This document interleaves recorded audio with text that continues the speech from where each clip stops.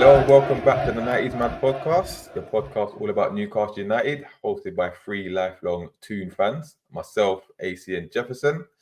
You guys all right? You good? What Yes, up? man. I'm Yeah, well. sure? Yep. Yeah? Recovered from the stings of last week, I think, just about. Boy, just about. Lucky we had the game postponed, well, because I don't know if I could do with another defeat, embarrassing defeat, but you know, it is what it is. But yeah, before we go any further, like, comment, subscribe, all of that good stuff. Get the numbers up, help with the algorithm and all of that. But yeah, we're joined today by our special guest, a Manchester City fan, Amari. Welcome, Amari. Thanks for having me on. Yeah, got a lot to delve into today. Obviously, we're going to preview the upcoming fixture at St James's Park, Newcastle United versus Manchester City, Saturday 12:30. I think it's on. No, it's BT Sport, isn't it? TNT. It's on TNT. Yeah. So, but yeah, we've got a lot to get into. It's been a busy week for both of our clubs, really. Well, say eventful, should I say? Yeah. But before we go any further, like Amari, with our guests, we tend to ask a few questions. So, tell the people how long you've been supporting Manchester City and why. Because you know a lot of people are going to see this. Oh, hold a minute, he just jumped on the Pep bandwagon. You know, he's here for the trophies and the money and all of that. So I think just growing up, I think I started to get into football when I was like 7, 8 years old, around like 2011, 2012. And then ever since then, I just started to get into football. And then the more I'm just watching football, like Match of the Days on Sky Sports, I'm just seeing like Man City are playing really well. And they're like the team that's just like challenging year on year. So I'm thinking, all right, cool. I'm going to support this team because they're the best team and I can see where it's going. And then ever since then, it's just been onwards and upwards. And you know what? I respect that. Yeah, you hear what he said? Because they were the best team and they played the best football, he supported them. Because you see these Manchester United fans, yeah? I don't care what you say. Any Manchester United fan that's not from Manchester is a glory hunter. Yeah. And I don't want to hear this nonsense about, oh, my granddad's dad supported Manchester United. My uncle took me to his first game and all that nonsense. No. You saw Alex Ferguson bagging up these trophies, yeah, and you thought, right, I ain't going to be a glory hunter. There's no other reason. But I respect your honesty. Yeah, I respect your honesty. I appreciate it. Around that time, Man City were the team. They're winning the future. I think was it Pellegrini or Mancini? Pellegrini. So they weren't exactly dominating, but they were winning trophies. And then obviously Pep's come and he's just taking it to another level. Yeah. Right? But if you seen as you supported Manchester United, Man City from back then, right? So, a couple questions: who is your favorite Manchester City player ever? Yeah, and what's your favorite team, like the era of Manchester City? I think my favorite City player ever has to be Aguero. Oh, like, right, he's just a legend for the club. Like everything, the goals, the leadership, just everything. Aguero is Manchester City, and then my favorite era. It's a tough one because I think when we had Sané, Sterling, Aguero with Fernandinho, David Silva, and Kevin De Bruyne behind them, that was Manchester City. That was excellent football. Like even the Centurion season and everything, I think that is our best era. But I'm liking this new era coming up now with Savinho, with Grealish, with the Dokus, with the Bernardos. I'm liking it now. And then with, of course, Haaland. Okay. So, first of all, Aguero is up bar Newcastle players. He's my favorite Premier League player. Aguero is. And I think it's a big debate. I say Henry's the greatest Premier League player, but Aguero's the greatest Premier League striker in terms of, I agree with that. And that includes Alan Shearer. I'm sorry, we're not going to get into it because I know Jeff's going to slay me for this one. But that's just my opinion. We can get that maybe after the pod. We can talk about it. Jeff wants to punch you through the screen. Get at this guy in the chat. How many goals Shearer scored? Get at this guy in the chat. I'm certified gunman. Aguero is that guy. But anyway, we digress. But sticking with Manchester City, like AC and Jefferson, like in your opinion, what is the best footballing era of Manchester City? Like, what era would you say that is? Because a lot of people say it's the Mancini era when they were, when they slapped Man United. Is it 6-1 or 6 at Old Trafford? That team there. But some will say, it's a Pep team, whatever, or certain version of the Pep team. What would you say, AC? It's a tough one because when I go back to that team when they had Yaya in that midfield, that was something else. And I think like sometimes, even at the time, I think I took it for granted. Looking back now, I was like, that was a really special era. But once again, Aguero was in that era as well. So it's hard to say because we can't overlook Pep's era. It's still continuing. And, you know, he's breaking records. And I think that's the thing about Pep's era. He's constantly breaking records. But, you know, like you said, going back to like the victories with like big score games with Man City and demolishing Man United. And I think that was around that time where it really cemented that Manchester City was the bigger brother in Manchester. I think from that point onwards, Man United fans don't like to hear it, but like, you are small brother in that city. And I don't see you ever tackling them on Big Brother again. But obviously, there's a lot of key errors within Man City. I feel like, obviously, we have to go to the time they won the league with Aguero's goal, Balotelli with the assist. That was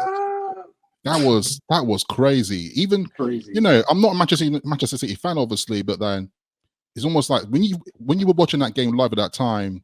You remember where you I think were? no fan can deny it. Like you felt something from that. You were like, "Whoa, that was." You get really shivers watching that goal, man. It ended Man United. We'll say the end of the era, but when I watched that, because I wanted Man City to win that league, right?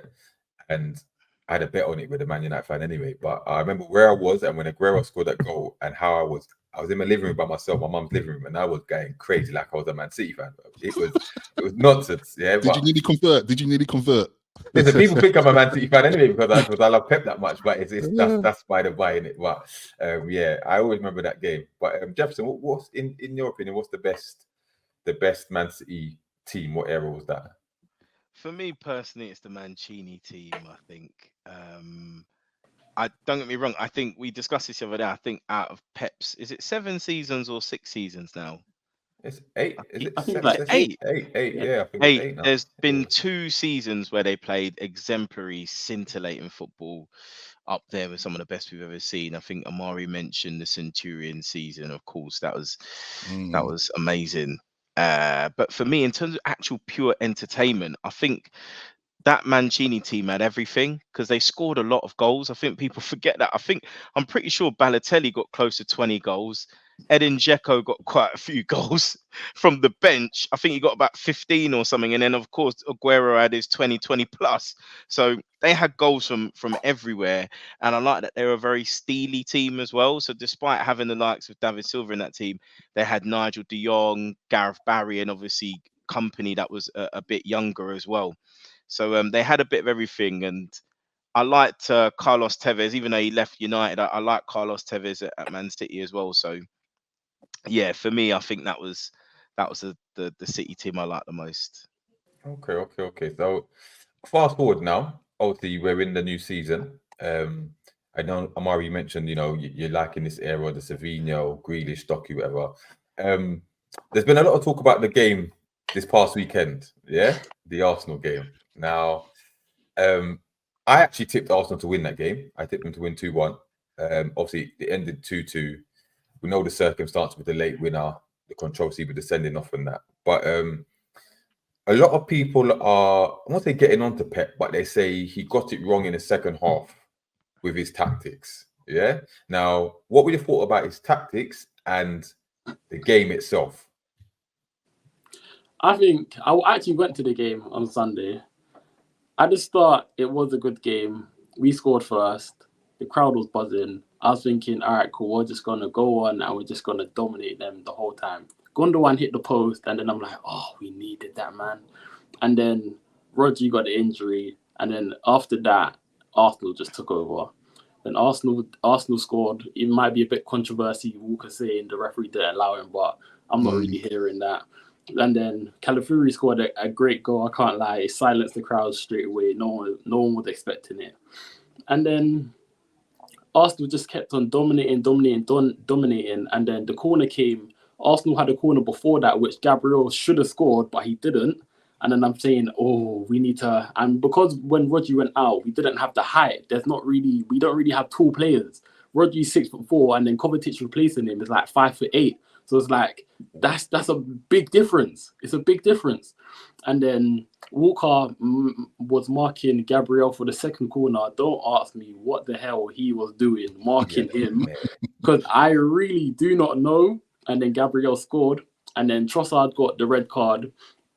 It might be a bit harsh or whatever, but to the letter of the law, if you do kick the ball away, it is a red card. And Trossard is kind of a fool because he knew Declan Rice the week before or the week before that got a red card against Brighton. That was really harsh. So you should really know better that, okay, cool, they're really tackling down on this now, and I do need to fix up.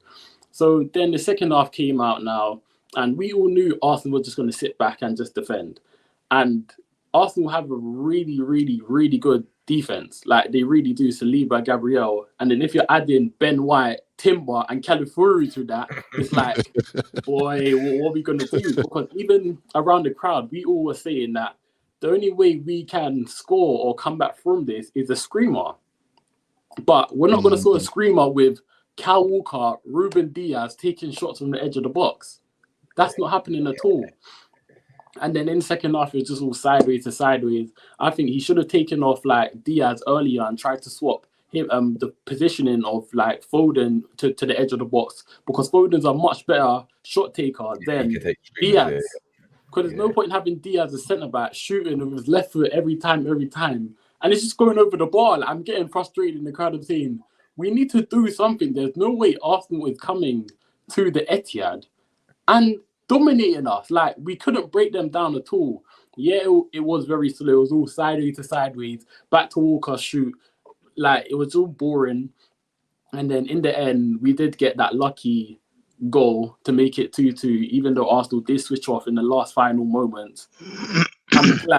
I'm really glad that we got that point, because I genuinely think if it was 11v11 with no Rodri, I genuinely think we would have drew or lost that game. I didn't see us coming back and winning. Yeah, I think that could have ended 3-1, you know? Yeah, I think we would have won 3-1. They would have won 3-1. Because after Rodri, we just didn't click after that. Like, Savinho was moving about with the ball, but then passing it to no one. And then Gundo just didn't look the same. Gundo's 33. You can see in his legs now, he's not the same player. Haaland wasn't getting no service because there was no KDB. And then you're playing the flat midfield with Bernardo, Gundogan, and Kovacic. But none of them know really... We know about that. Yeah. Flat midfield threes. None of them have that creativity to really just do something out of nothing. There's no Foden, there's no KDB. So before I go to Jefferson, psychologically, right, you've got the point, and in the circumstances that you did, do you think that gives you guys the edge, or does it give Arsenal the edge, knowing that they played with such confidence and they didn't lose, and they could have probably won the game, knowing if they had 11 men on the pitch, they were the better team? So where does that leave you psychologically? Have you still got the edge on them, or are you actually worried about them now? I can't lie, I am worried about them, because even with 11 men, I think they win that game. Like, generally, I think they score another one in the second half and they win that game. But it's like, City was rattled. You can see it in Haaland, Bernardo, like that. Like, City hate Arsenal now. Like, Haaland like fully dislikes Gabriel. But I do think Arsenal are closer than what City are. And I think leaving that game, I think Arsenal would have been the happier team that we were the better team. Yeah, we did get a red card, but we still took a point from them. They still have to come to our ground in February, which isn't going to be easy. Plus, they have no Rodri now, so that's even a bigger boost for us. But on the other hand, I could say that City didn't play well. Yeah, we didn't have Rodri went down. We didn't have KDB. And we still drew that game, even though we didn't really play that well. We did get the last-minute winner. So at the same time, it could give us a little boost that, okay, cool, we did this without our main guys. But at the same time, I do think Arsenal leaving that ground the happier team. Okay. So Jeff, what were your thoughts on the game? Like, who obviously, I think we know who was the better team, but what was your overall thoughts on it? Well, let's put it into context. This is arguably the third season these guys are, title rivals, and going into it 2 seasons ago, the gap was 5 points. We know that Arsenal had it to win. They chucked it away. The same as last season, the gap was 2 points, so that's been cut down they chucked it away again. And I think what we're seeing, I wouldn't say the decline of Manchester City, but we're certainly seeing the ascendancy of Arsenal. And this season, it's, at least from the eye test, you can see that they're the best team in the league. I think with 11 men, they go on to win that game. And their defense at the moment is imperious. I think what they've added to their arsenal, excuse the pun, is set pieces. So, you know, with the likes of Gabriel, who had 2 in 2 games, they now have an extra weapon to add to what they already had. These games are always really tense affairs, and we're talking about high level football. You know, we were seeing 1 and 2 touch football, elegant touches, imagination. Some really good opportunities created. Obviously, Amari touched on Gundogan hitting the post there. But unfortunately, yeah, with the sending off, that changes the dynamics of the game. When you look at last season, I admit myself and Kante on another platform was, you know, openly criticizing Arteta for his negative tactics. Unfortunately, this time it was kind of forced. And what's worried me about City there is, I get it, it's very difficult to break down, but normally City would find a way. And Arsenal were working hard, but not as hard as I thought they would. You know, the ball was going side to side.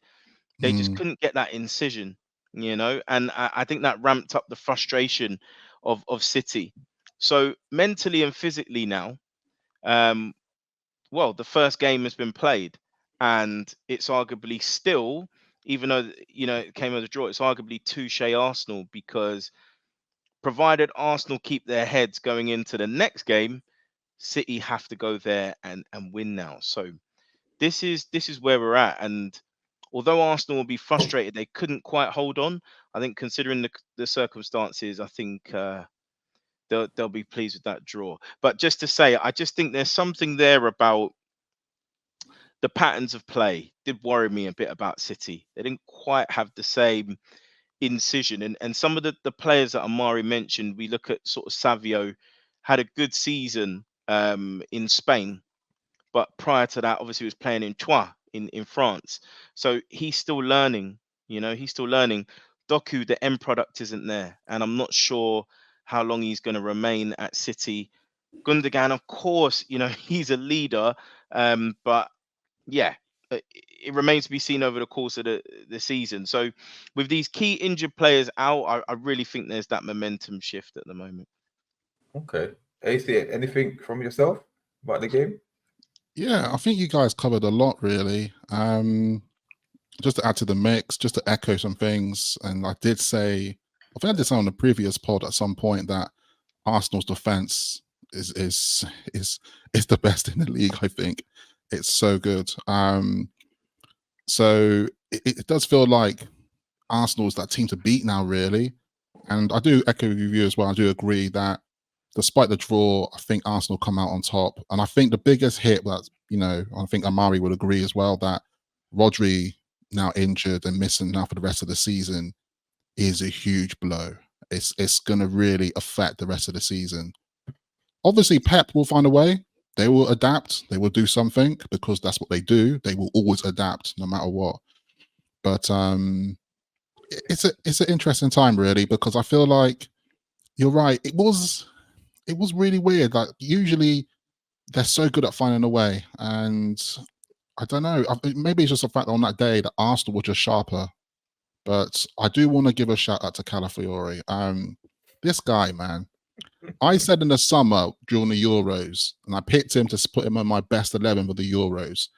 And obviously, not to say I'm like Mr. Meg here predicting the future with my crystal ball, but people were laughing at me like, you pick Calafiori. Like, no, listen, Calafiori is a baller. He's a good guy. But not just that, you know, Arsenal at the moment playing on left back. This guy can play centre back as well. This is what I mean. Their defense is covered. It's covered. So if one man drops out, another man comes in quite easily. So I have to admit, I'm not looking forward to seeing Newcastle play Arsenal at this. Oh, that's going to be a bloodbath. And that's going to be quite soon as well. So, but anyway, we've got to get through this City game first. Exactly. They might take it out on us. That's what I'm worried about. And I But think yeah. Haaland as well. I just want to say about Haaland.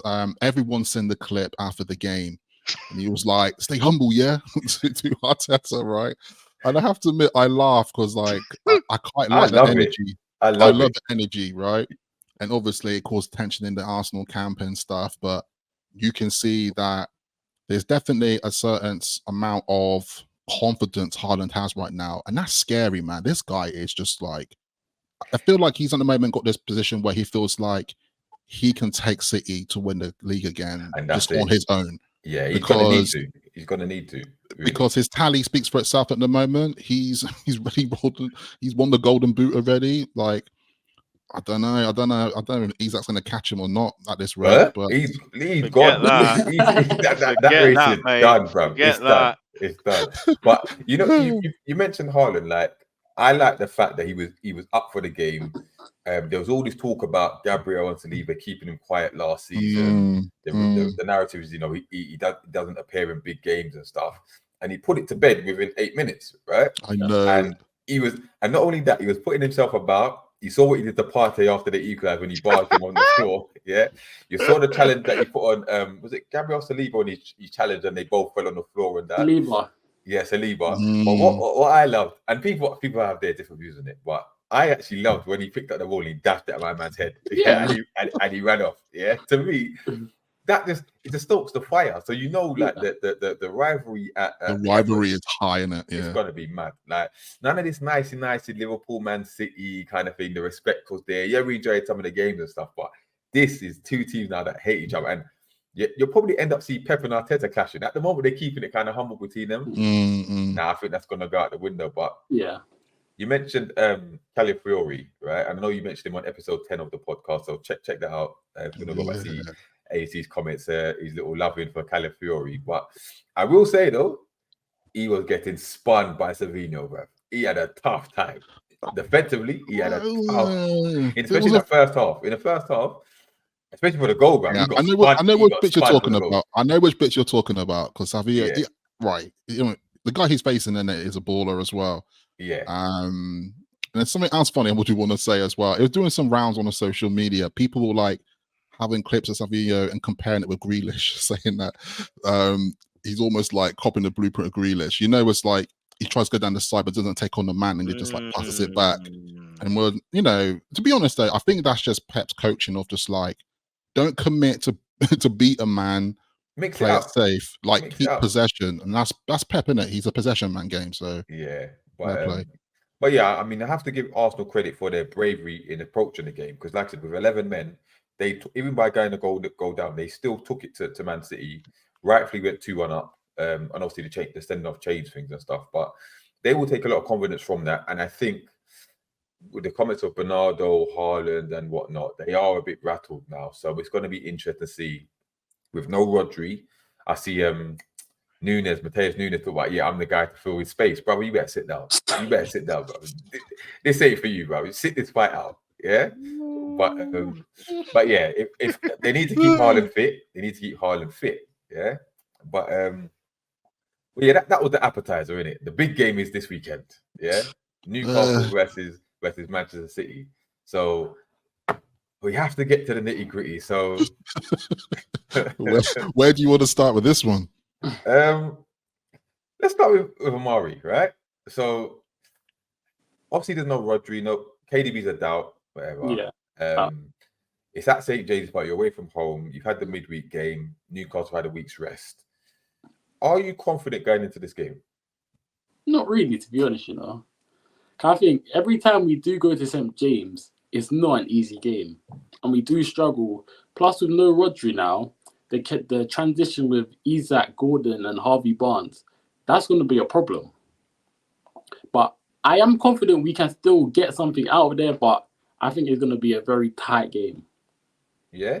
Do you think that there's something to be said for the, with no Rodri there, the midfield battle? So we're hoping, we'll get to AC and Jefferson, and we're hoping that Tonali finally gets a start and he plays what we thought would be our strongest midfield.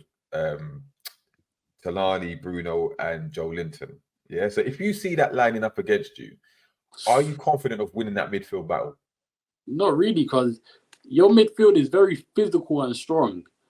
Without Rodri, our midfield is very fragile because he's probably going to play Kovacic, Gundo, and probably Phil in there. Kovacic and Gundo versus Bruno G, Tonali, and Joe Linton, you're getting run over any day of the week. Like any day of the week, they just got so much energy, power, and pace that. And Gundo's 33. Kovacic doesn't really have the legs like that to really keep up with a man like Joe Linton just running in behind every minute, just up and down, up and down. So I think the midfield battle is going to be key. But I think the key for us this game is to just limit Anthony Gordon, limit Isak, and just really try to get Savio and Grealish into the game. Okay. So before I go to Jefferson AC, what's your thoughts on Newcastle at the moment this season? The way they've been playing. I don't know how much you watch of them or pay attention to them, but what's your thoughts of Newcastle at the moment? I haven't watched a lot of Newcastle this season, but I think they've been alright, but I don't think they've been like all that like they was last season or the season before, where you could really see Newcastle are a problem. But I think, yeah, you've been okay, but I still think, I don't know what you guys are doing with your defense. Like Lloyd Kelly, like Livramento, like are you not playing Trippier now, or are you? Like Fabian Shaw always had that one bozo moment in him. And but Dan Burn is kind of solid. But where's Botman? Is he still around? Yeah, he's still injured. He's not coming back till December. So he's a big miss for us. But you're right though. Eddie Howe keeps chopping and changing that back line, and they don't know where they're coming or going. But yeah, I think your back line is where we can really attack. But I see, is Isak going to be fit? I know he got injured like the other day. He played. So we assume that he's fit and he's gonna play. Obviously Callum Wilson, we don't know if he's alive or not. So it's one of them ones. So we can't afford, we're gonna have to wheel out Isak whether he's injured or not.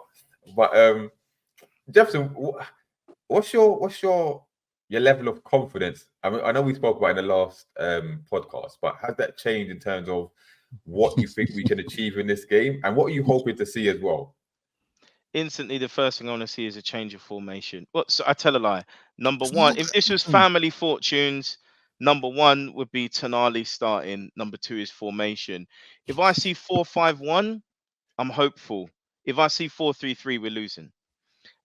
Because the problem is with what Amari is talking about there, our three midfielders, they have to be bang at it, and at the moment they're not. They're not getting the press right. And what Man City do have is really good technicians in midfield that can thread it through and play triangles. So, these guys are not going to time their runs to close them down, and it's just going to be like Piggy in the middle. That's what I'm worried about. Because they're not bang at it at the moment. I don't know if it's because they're not fit, they're not sharp, they're not a cohesive unit as well. The worrying thing for me about the performance against Fulham is you've got people like Gordon moaning they're not getting the ball or no one's tracking or whatever. And it just felt like no one had each other's back. So I think there's something there about the spirit of the players being down. So we definitely need a response performance-wise. So again, you know what? No one's expecting us to win the game, right? But if the performance is there, I'll be a lot more encouraged. But like I said, I want to see, if I see that naive 4-3-3 again, I'm just like, I want this guy gone. Serious. No joke. So listen, playing the 4-5-1 or 5-4-1, I prefer 4-5-1 because I think if we pack out the midfield, we can make it very difficult for them. It's been successful for Bruce and Rafa. Do you know what I mean? So let's give it a go. I think the best we can hope for out of the game is a draw. I don't think we'll win the game. Even City at their poorest, they have so many dangerous threats that in a blink of an eye, you saw last season, for some reason, 1 minute we were okay, and then the next with a couple of substitutions, it was done. And that's what City can do to you. So I'm probably thinking it's probably going to be a loss, but I'm hoping for a draw. You know what? I'm still not confident going into this game, by the way, for a variety of reasons. Obviously, it's Man City, arguably still the best team in the country. We're playing awful at the moment. We can't seem to get the team selection right, and like I said, Tonali has to start. I think this is a game for Murphy to start on the right wing. I don't think he can't go with this Gordon Barnes thing to start with, because it's too offensive and it's not working anyway, because we know they both want to be on the left, right? Now, I've seen a lot of fans saying that it might be an idea, obviously, to change the formation. It might be an idea to do a 4-4-2 or 4-4-1-1 and have, when we're on the break, so you keep Gordon and Isak maybe up top, whatever. So when we can hit them on the break at pace, and also Gordon can track back as well. So when we're defending, he drops back. When we're attacking, go into 4-4-2, and we can hit them on the break and stuff. And with Tonali through balls, we can maybe be effective. It's going to have to be like last season's game, where we did sit back and we were very effective on the break in the first half. We took our opportunities. Gordon and Isak took their opportunities. Great goals, yeah, if we can do that again and then just defend a lot better, I think we might be okay for a draw. But that's a big if. That's a big if. But like I said, it's more about the performance than the result, because even if we miraculously won the game, yeah, or got a point from the game and we played poorly, you're still not going to be encouraged. Yes, it's against Man City, but you're still going to say nothing's changed. We're due another slapping somewhere. If we can get a good performance, even if we lose, but with a very good performance, I think a lot of fans will be more satisfied with that, knowing that we're showing some signs of improvement. And ultimately, that's what we want to see, because we've been so poor all season. But it's just the application as well. Like you said, like we haven't figured out the press right. With our midfield is too easy to bypass, and when you've got City, like, we're going to be chasing shadows for most of the game. Let's be honest. So we're going to have to be very organised in our defensive structure, and we haven't shown any signs of that at the moment, which is worrying. So I'm hoping we can get it right at 12:30 on Saturday and get something out of it. Again, not confident, but I'm wondering how much possession we're going to have, bro, because we might just see like 10% of the ball. Like, you know what I mean? It's going to be ugly. We're going to have to play ugly, play physical, and without Rodri, that gives us a bit more to go on. But yeah, it could get the form that Haaland in, and Haaland doesn't typically do that well against us at St. James's, but the form that he's in, he's looking like he's going to score against absolutely everybody. So stay humble, yeah. Yeah, all of that. Yeah. But we're going to have to make it a battle. We're going to have to make it another battle for them, and rough them up a little bit. And we've got the players to do it. Whether we apply it, I don't know. But thoughts, AC? What's your thoughts? Oh man, there's a lot of elements in this, but I think my number one thing for me is to have any chance of succeeding in this game, we need to really get Isak into this game. So in Isak, I was saying on the last podcast, and just repeating it now for Amari here, is that Isak loves to run in behind the defense. He likes the ball on the ground, or if you dribble it over the top, but we got to give him some service, because so far this season he's received 0 service. So far he's scored 1 goal this season, and I know we're only 5 games in, but 1 goal is not that great. And obviously with the rest of the camp, with the performances so far, it's just not all adding up at all. Now, I do personally think, I don't want to see this, like you said, it's going to be ugly, but 10 minutes into this game, you can see us doing the ultra low block. And the strategy might be that just hit on the break. Because if we recap, like you said, about the game last season when it was 3-3, which was a great game, by the way. And I always we lost 3-2. We lost. Was it 3-2? No. It's 3-3 the one before. Yeah, sorry. Yeah, you're right. 3-2 last season, 3-3 the season before. But the 3-2 last season was when Gordon and Isak scored, right? And they were like ridiculous good goals. And to be honest, at a particular time as well, those 2 players were like razor sharp. And unfortunately, at the moment, they're not as razor sharp. So it's a bit, and this is going to be a game where, like, if you got a chance, you have to take it. There's no like, oh, we get another chance in 2 minutes. No. You might go into the ultra low block again for another 15 minutes. So it's like, if you get that one chance to break, you have to break well. And in relation to that, we have to start Tonali. This conversation is like doing the loop. I feel like it's just like repeating. The funny thing is, a lot of us, and even ourselves and other podcasts and just general fan base, are talking about, is it Longstaff or Tonali? And guess what? Eddie Howe picked Willock. I was just like, Why you throw like the random card in there like no one even wanted, right? Everyone's talking about Tonali or Longstaff, which is the perfect position because Tonali plays on the right-hand side, which is the Longstaff position. But instead, he put Joe Linton on the right and put Willock on the left. Obviously, Willock on the left is fine, but you know how I feel about Joe Linton on the right. The man just crumbled. It didn't work. So hopefully there's some lessons to be learned here, and there has to be something different. I know the formation is a thing, but I'm not even going to talk about that because I talk about it every week and nothing changes. So I know it's going to be 4-3-3. But if you just start Tonali, at least there's a chance in there because the guy is a visionary and he will see the pass. And I think we need that. And like you said as well, I do think Murphy on the right-hand side to balance it. But I think we should start Barnes. Barnes is our most informed player at the moment. His attributes to goals and minutes at the moment is class. So I think you have to start him. If we start Gordon and we think we're going to bring on Barnes at like 75 minutes to try to get a winner, we lost the game before it kicked off, unfortunately. So you got to start Barnes, play Murphy on the right. And this type of game as well, I wouldn't even mind if you like, I know some fans won't agree with this, but I wouldn't even mind if you bring on Almiron, like later down the line, because he would just like, with his pace, he would just hit those tired legs at the back as well when it comes later down the line. But that's the way I see it from the strategy perspective. But this is Eddie Howe, man. He's going to turn up with Longstaff and upset me, and we're going to be an ultra low block in 5 minutes. And I'd say this as well.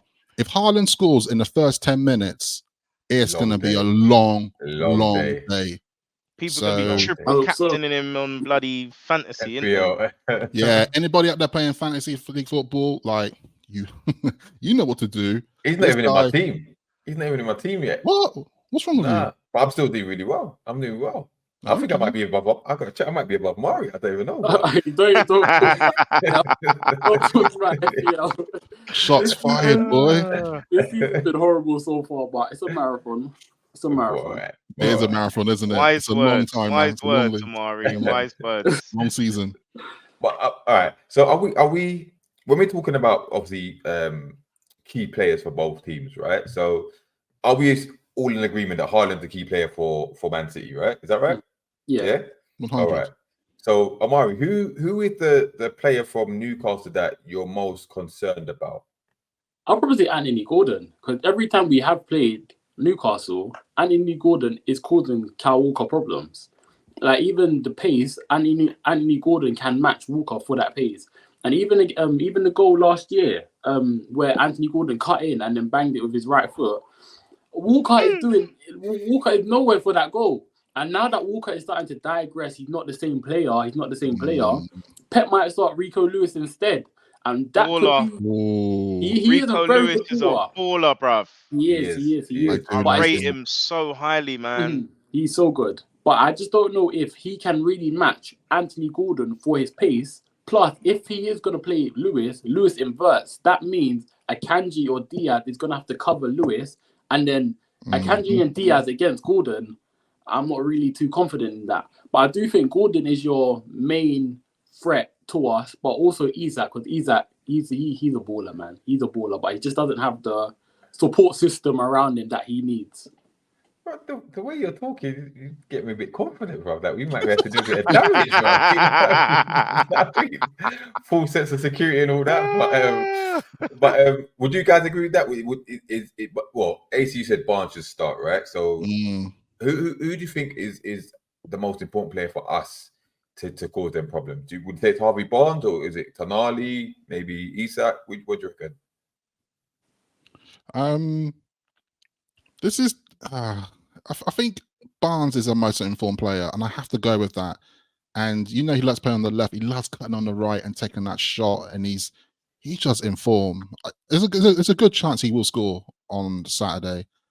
But if there's anybody to almost a slight showcase on the spotlight, this could be Tonali's time. I agree. Because there's something really interesting about Rodri not being there, and it could be like some blessing in disguise, because it's a very different spectacle if Rodri was going to start in 11. Because he's not, and even when you're breaking down your midfield there, Amari, it's got me thinking a little bit. I was like, if Tonali's in there, he could cook actually a little bit.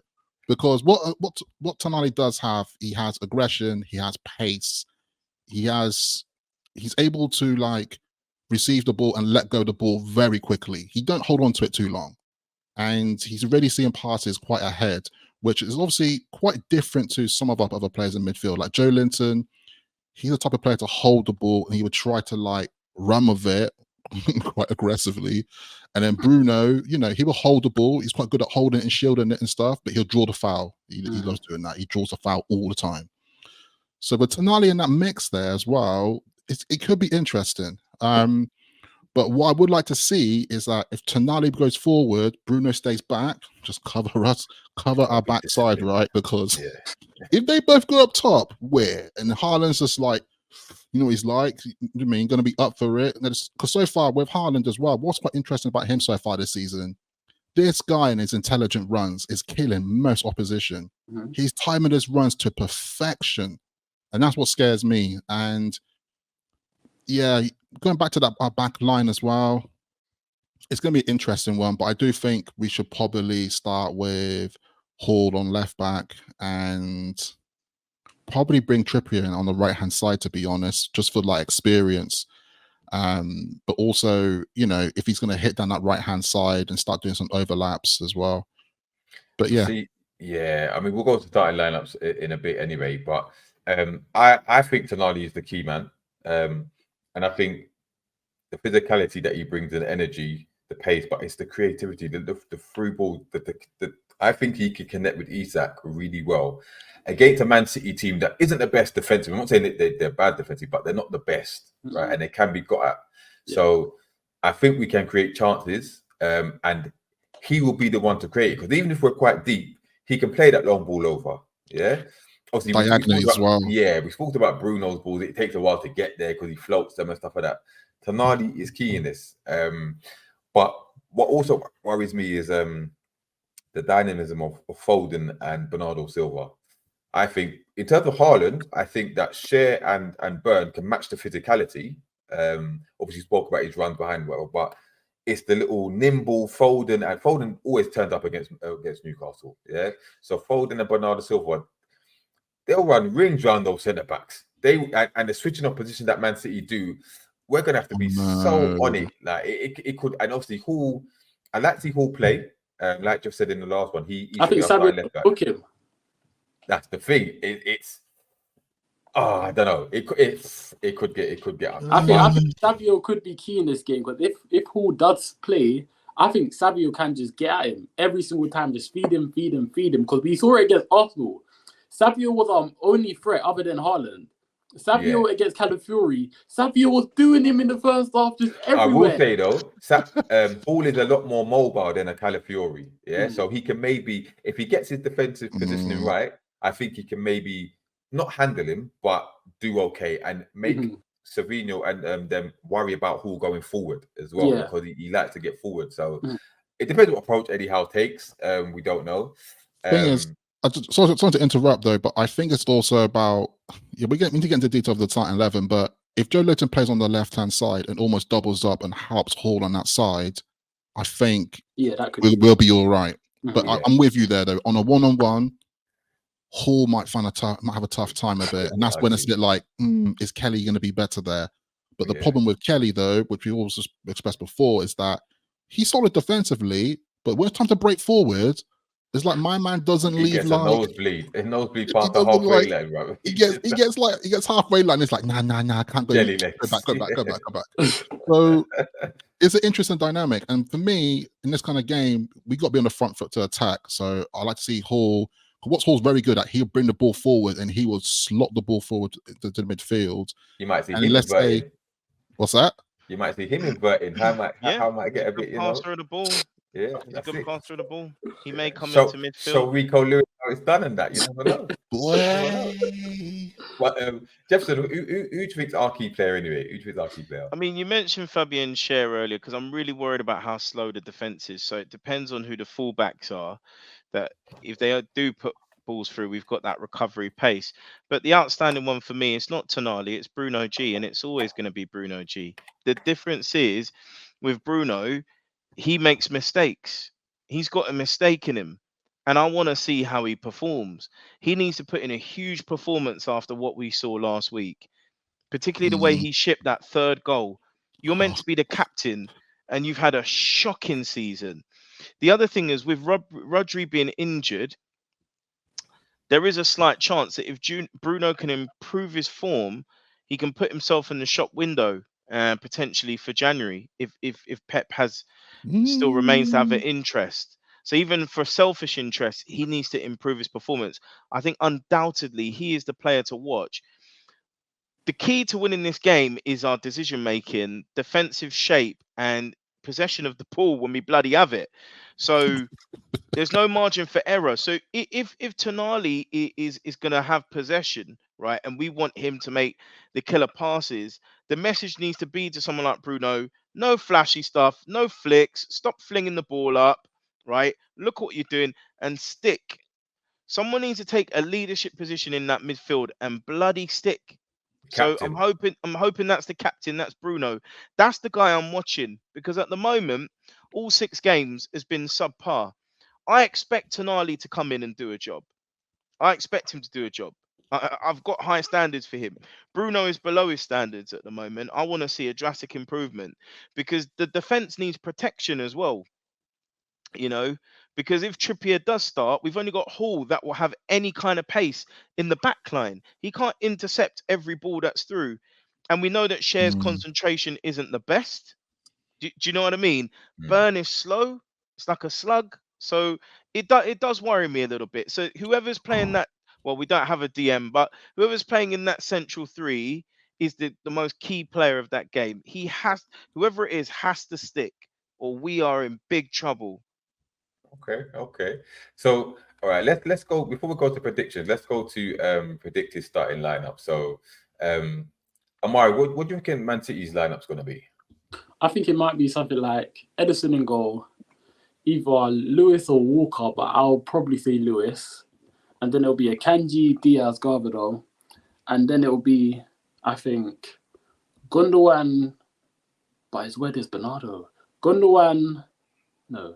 I'll say Kovacic, Bernardo, Foden. And then Grealish, Savinho, and Haaland. Okay. Reckon Grealish starts? Yeah. Okay, interesting. Yeah, he came on and he made a good impression against Arsenal, to be fair. So, all right. So, yeah. All right. Okay, so AC and Jefferson, let's go for the Newcastle team that we think, right? So let's just say hypothetically, I don't know, let's say House surprised us and goes 4-3-3, right? So we're gonna have Pope in goal, right? Who starts at right back, Trippier or Tino? It's got to be Trippier, surely. I want to start Tino for recovery pace, but it's got to be Trippier, surely. Yeah, I said Trippier for like composure, but now when Jefferson said about not having the pace, I'm like, oh, maybe Tino actually. Because but then if it's Grealish, then Trippier should be fine. You know what I mean? Because Grealish is the more pacey, so you know what I mean. He's just gonna pass it inside. You get me exactly, or win a foul. But all right, so let's say for argument's sake, Trippier, and then you've got Cher and Burn, right? Lewis Hall, left back. Hopefully, I think so. So. Okay, midfield 3: Bruno, Joe Linton. Does Tonali start, or does he bring back Longstaff? He's gonna start Longstaff, isn't he? He's gonna start. If he starts Longstaff is gonna sink out there, man. He's gonna give us energy. He's gonna give us energy. He's gonna run around. Thing is, we're at home as well, so I think some home ground fans are gonna be like giving it some. Gonna be like, fucking Longstaff. But seriously, like, but the thing is, though, I think there's a lot of people in the fan base, though, are generally, getting frustrated with the fact that he's not starting Tonali. Sure, like, why are you not starting Tonali? This is the thing. Had we had the game in midweek, right, I think he would have put Longstaff in that game and started Tonali in this one. But I just can't trust him now. I just don't know. I think, and given his comments at the end of the Fulham game, he said, I got it wrong. I think that was the 2 fingers up to the fan base. He said, you know what? I'm bringing back Longstaff. Yeah, so I think I'm going to be so pissed if Tonali's on that bench. But I think he's going to start Longstaff. So it'll be Bruno, Joelinton, and Longstaff, right? But So he might take him. I think the only thing is he might take Longstaff off at half time if he's not good yes, enough. Because at yeah, least we've seen he's willing to make 45-minute changes now. true.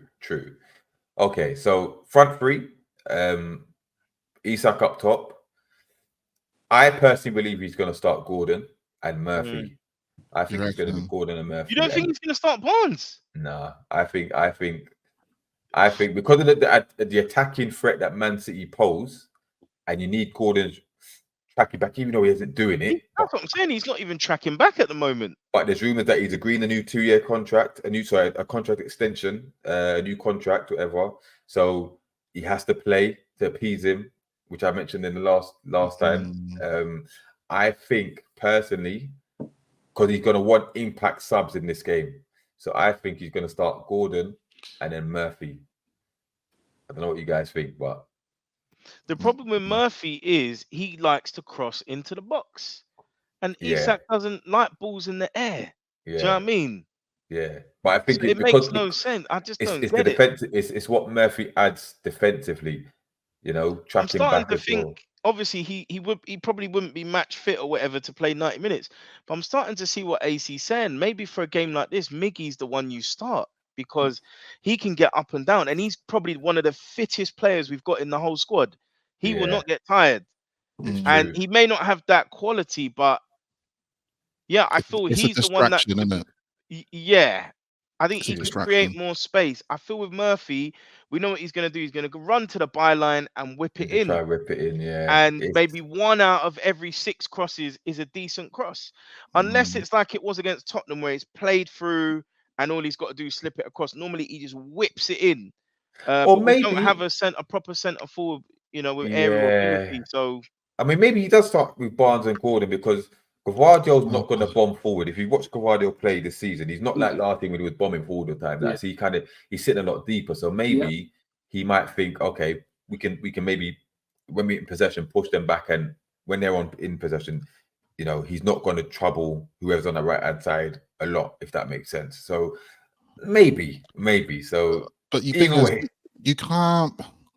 Gordon and Barnes just don't work on the right hand side. No matter which player you put on the right, it just doesn't work. Well, this is they like be on the left and cut in. Yeah. So you got to play your natural right wingers in this game. I think so. Anyway, I think so. But we'll see. Yeah, we'll see. It's gonna be an interesting one. Just give Isak service. If you serve him, he will come up with the meal. He's coming out my fantasy team. I think I've had enough. But I'm digressing it. But also, just to say though, I do think obviously at the moment, just generally speaking, like our squad is just like a bit low on confidence. But this does feel like a game where recent history says that we step up to the plate in this kind of game. So this could be a game where certain players just like boost their confidence a little bit. Maybe players like Gordon. Maybe and even also, Joelinton. You see when we drew 3-3, was that a Super Sunday kickoff or was that a Saturday 12:30? It was a Super Sunday. Okay. Oh yeah, because on Sky, innit? Yeah, you're right. But you know what about this team at the moment, right? Historically, if you look at Eddie Howe's stewardship, whenever there has been a couple of bad results, we've always been able to bounce back a little bit with some kind of response. But it feels like this season it's been one bad performance after another. There's not really been, will this be the game? But it's the worst possible game. I don't know. Because we go off for another international break. Is that right? After this game? We play Everton. Okay. And then so we play the cup game next week, and then we play Everton, and then it's the international break. Okay. Yeah. So, all right. Let's nobody wants Everton away. No, well, we'll get there anyway. Yeah, because it's not going to be nice. But all right, let's get to predictions. We'll let the guest of honor start. Amari, what's your prediction for the game? I think it'll be 3-1 City. I thought you said we are going to cause you problems, bruv. No, I do think you are. I do think you are, but I think at the same time, we are the better team. We are the better team. We do have better players. So what you're saying is we're gonna be 1-1 for a while. You're gonna get 2-1, and you score in the 90th minute, the third one, and they're like, exactly. Yeah. Okay, I get you. All right, fair enough. All right, Jefferson, what do you reckon? 3-0 City. Oh, right. Oh boy. AC.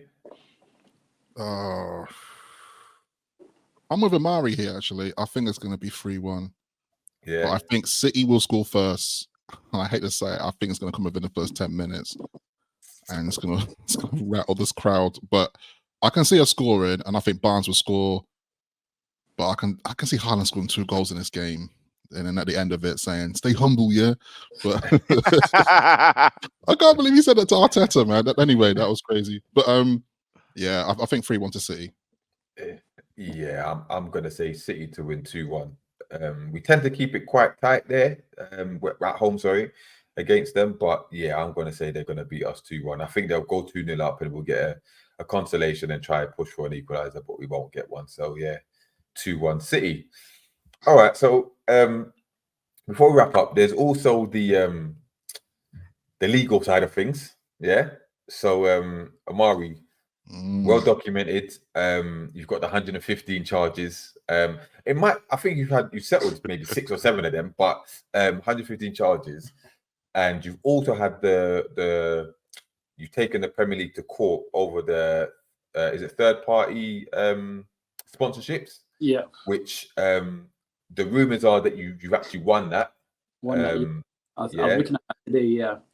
Which is, in a roundabout way, could be good news for us as well. I expect us to start getting some heavy sponsorships on the back of this and start upsetting the likes of Liverpool and Manchester United and stuff like that. So just get straight up sponsored by Oil, man. We're gonna win the league. We're gonna win the league. We're Oil brothers, isn't it? Oil, man. Just straight up. 5 years. Because Man City were the only ones one of the only ones who didn't oppose our takeover. Yeah, they know, man. They come and join the party, innit? Blood brothers, man. But in terms of the 115 charges, right? Obviously the procedures are either they're underway now or they're getting underway, whatever, and they're expecting a decision early next year. Mm-hmm. Are you worried, about your chances of actually winning this? Yeah and no. I'm worried because there's 115 charges that are apparently against you. So surely there's something wrong there. If there's 115, there's not 1, 2, or 3. It's 115. So surely somewhere might be a little wrong. But at the same time, I'm not, because if the club are saying we've 100% done nothing wrong, all the books are aligned, everything is meeting the Premier League's guidelines and standards, then me as I support the club, I'm going to back them 100% and say, okay, if our chairman is saying we're meeting all the guidelines, we're following all the financial fair play rules, we're following everything, of course I'm going to back the club and say, okay, cool, yeah, the charges may be against you, even though it is a lot of charges, but at the same time, you still have to have confidence in the team. Same way with UEFA a couple of years ago when they tried to ban us from the Champions League, we took them to court and we won that. So that is giving me a little bit of hope as well that we did win our case against UEFA and we did fine them a lot of money because everything was wrong. So yeah, we've won one of our cases, which I was looking at today. But I think at the same time, it's a yes or no from me. Listen, let's be honest. There's a lot of charges are the same, just on different occasions or something like that. So, you could probably take off maybe 20 of those charges. I think there's about 25 to 30 serious ones that they're trying to really push, right? And there's some charges where it's like 10 minutes late after half time. Such silliness like that. Exactly.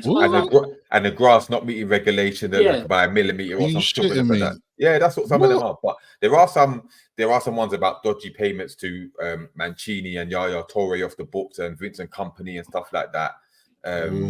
So masking them as something, and it's not all just divvy charges, but there are a few serious ones, right? Now, I believe that, listen, there's no smoke without fire, let's be honest, right? But the way City are so lawyered up, yeah, Yeah. they will have better lawyers than the Premier League because these are Arab fans. Like they're not coming to lose. They're not coming to lose. They will get the top of the top and probably get off on a technicality. And if they have to hold a fine, it'll be a record fine and maybe, I don't know, a 25, 30 point deduction next season. Yeah. Now, which will damage Man City because at the end of the day, it harms your chance of not you won't win the league, but making the Champions League. So it hits you financially, right? You won't get relegated because you're not too good for that. But if they relegate you down, yeah, to a couple leagues now, then you're now a League One team. Yeah. Imagine. Are you staying with them? Wow. Yeah, of course I have to. There's no question about that. I have to. There's no question about that. Are you going to the games? Are you going with it like 6 man and his dog? No, I'm not going to Accrington or Manchester, Stockport. I'm talking about Etihad, bro. I'm talking about Etihad, bro, because they're Etihad. Yeah, of course. Yeah, of course I'm going. If I'm about 30 man in there, bro. You watch your tourist fans just vanish, boy. Tourist fans are like vanished. And obviously Pep leaves, and you got Sam Allardyce in there or Alan Kirbishley or them man there. Like, yeah, I'll take the job. I could get peaked. We'll be good. We'll be good. Don't worry. We'll be good. Early next year, we'll really see what's going on. But I do have confidence that we'll beat the Chargers. Does it tarnish your legacy in terms of what you've achieved? If we do get found guilty, yeah, it does. Because you can say that we've not paid for the league, but we've been doing dodgy things to win those titles. So yeah, I think it does damage our legacy. But at the same time, if we do get found not guilty, then the Premier League's like name and reputation will get damaged as well. Because there's no way you can say you've done this 115 times, but we take it to court and we're found not guilty. It doesn't really make sense. Man City are gonna get. I'm sorry, guys. Man City will get punished in some shape or form. Unfortunately, the Premier League have set their precedent already by punishing Forest and Everton. So the other thing is, if Man City bust case, those clubs will then be switching, saying, yo, what about us? Because you punished us. How did they get away with it? So the problem is now, because they've punished other teams, they will have to punish Man City in some kind of way. Now, I did watch a documentary on it, and their take on it was that they were guilty and UEFA did have them with their hands around their neck. Unfortunately, though, with UEFA legislation, this is the case from, was it 2018, 2019? Yeah. Their cases are time limited. Yeah. So that's how Man City got away with it. Whereas the Premier League's isn't. So they've got nowhere to go, City. The only thing City can do with the money and resources they got is delay the cases. So keep it as long as they can. However, the Premier League can still make a decision. Like, they need to make a decision on it. Well, it's not up to them. It's not up to them to make a decision. It's the court of arbitration that they have to make that decision because the Premier League have submitted their case. Man City have submitted their defense. It's now for the independent panel to come to a decision and say. But what the problem is that the longer it goes on, the more it costs the Premier League.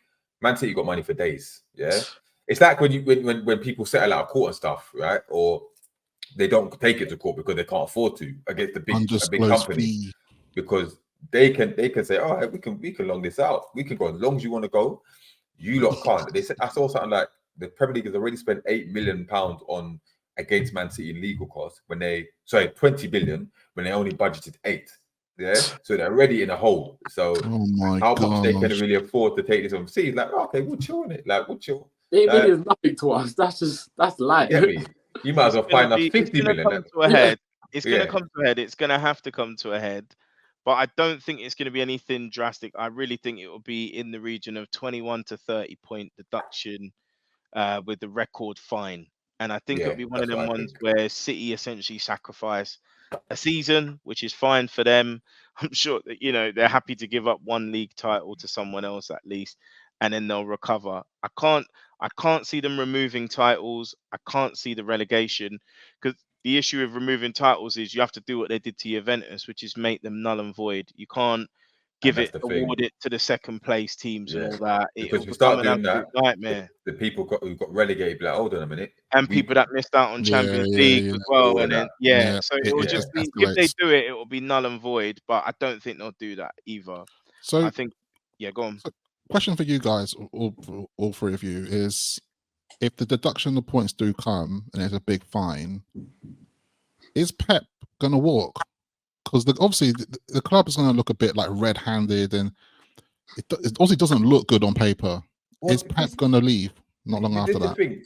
This is the thing. Like Pepper said that he'll stay there and fight, whatever. But he also said, if I find out that these men have been lying to me, I'm gone. Yeah, because he said they've told me that they're 100%, they've done nothing wrong, whatever. If I find that they're lying, I'm out. Yeah, remember he's out of thingy this season. So I don't know, bruv. I don't know. It's one of them. It's one of them. So I think I don't know. We'll see. But, it's going to be interesting. It's but like you said though, if everything's going to happen, it won't affect this season. It's going to affect the following season, I reckon. It won't be. They can't turn around and drop a 30-point deduction in February. They can't do that because Arsenal fans are just like big. But there'll be a big asterisk. They'll be like, no, we want to earn it. Arsenal fans want to earn that time. Yeah, and I think Arsenal fans would hate that, the fact that they only won the league because of the Premier League case. Yeah, exactly. And that's it. And then they still don't let Liverpool forget it because of COVID. So it's just like, even though Liverpool were clear, let people that there's an asterisk because you got COVID season and all that nonsense. So I mean, it's one of them. But I got a question to ask Amari. Mm-hmm. So Amari, you're a City fan, right? So surely that means you like Oasis, right? No.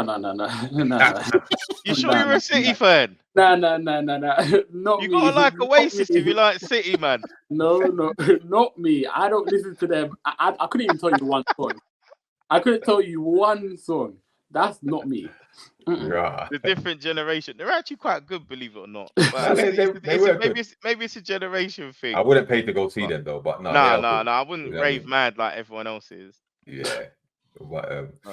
But you're my wonder one. Yeah, we don't need AC vocals. The sky. But I think that's a good place to wrap it up. Nice to see we're all confident for the game on Saturday. But yeah, Amari, thank you for joining. We've been a pleasure having you on, mate. Yeah. I really appreciate it. Thank you. We'll have to get you on back for the reverse fixture. And all that stuff. But, that's good. Before we go, who's Man City away to Tottenham in the cup, right? Yeah, Tottenham. Yeah, are you confident for that? Not really, because we never do well there. And Pep also said that he's just not going to take it seriously because the fixture schedule. So I think even if we do have a fully fit squad, I still think Pep would just play like the second team with a couple youngsters. But yeah, I'm not really confident because we don't really do well at Tottenham. But it's a Carabao Cup, like we've won it numerous times. It is what it is. Okay, and you guys, obviously, if we beat AFC Wimbledon, which we're expected to do because at St James's, we've got home to Chelsea. We would play 3 days before in the league. Confident that one home tie? No, says it all with it. Chelsea, man. Says it all. Their squad is starting to cook. It's scary. It's scary. Yeah, we're not close to Chelsea at all at the moment. Well, you never know. Our fortunes could change by then. I doubt it, but you never know. So we'll see. But one game at a time. One game at a time. One more question, Amari. Having seen how banging Cole Palmer is, do you regret selling him? And do you think Pep regrets it as well? Yeah and no, because Palmer's the main man at Chelsea, and in City he's not going to be the main man. He's just going to be another exciting piece to a very good squad. So I think what Palmer's doing right now in Chelsea, I don't think he will be doing this in City. Even though before he did leave, he was like cooking in the what's that club called, the Super Cup and all of that stuff. And we did see the potential in Palmer. But at the same time, I think where Palmer's the main guy now, like everything goes through him. But in City, everything's going through De Bruyne or Foden or Haaland or Grealish or Bernardo. But there's so much that Palmer's probably not going to get the shine on him. Plus, he's a homegrown talent. But also Foden's there, who is a homegrown talent, and Foden is the man. So at the same time, I do regret selling him because I do regret selling him because he is He performing was well. the man. Nah, Correction. he He is. was the He man. is the man. Bro, Yeah. Foden's been missing for a while still. Oh, He's been injured. He's All been I'm injured. seeing is exactly, Palmer bro. right He's now. been injured. He's injured. He's injured, Excuses, bro. bruv. He was fit at that Bro, Euros. we are He's not getting into this tanked the again. We are Euros not out. getting into this again. Yeah. Put it in the comments. Put it in the chat. I want to see it, yeah? He's played Let's- 245 minutes. That's it. 245 minutes of the whole season. Now you're gonna go score a hat-trick against us on Saturday, man. Thanks a lot, Jeff. Smoking the fire. I will say though, Amari told me about Cole Palmer from years ago when he was in the youth team. He said, "Watch out for Cole Palmer. Like this guy's a bad boy." And since then, I started watching him, and he's just been going from strength to strength. So, Ripping it up. yeah. Amari, did you see much of Alfie Harrison before we signed him? Did you see much of him? Not much, but I knew that he was a good talent, but he wasn't like the main on City's radar where it's like this youngster can play with the first team squad. But no, I don't really see much really of him. Okay. Well, yeah. We'll leave it there. Don't forget, like, comment, subscribe. Leave your thoughts, predictions for the upcoming game in the chat. We've got the audio on the Spotify and Apple Podcast. But yeah, from us all, we'll see you. We'll probably do a match review of this, hopefully. But until next time, Depending on the score. Peace. Peace. I literally got like. He's Wait, cooking hold on. food. He's cooking food. Yeah, I got 1 more minute for my air fryer. What's he gonna do? Start making up beer noise in the background with his dad. Typical, innit? Black man cooking chicken. You know what I mean? I know What is it actually gonna pop off when we record it? Is it gonna pop off like? It's gonna go beep. The chicken fly behind your head, bro.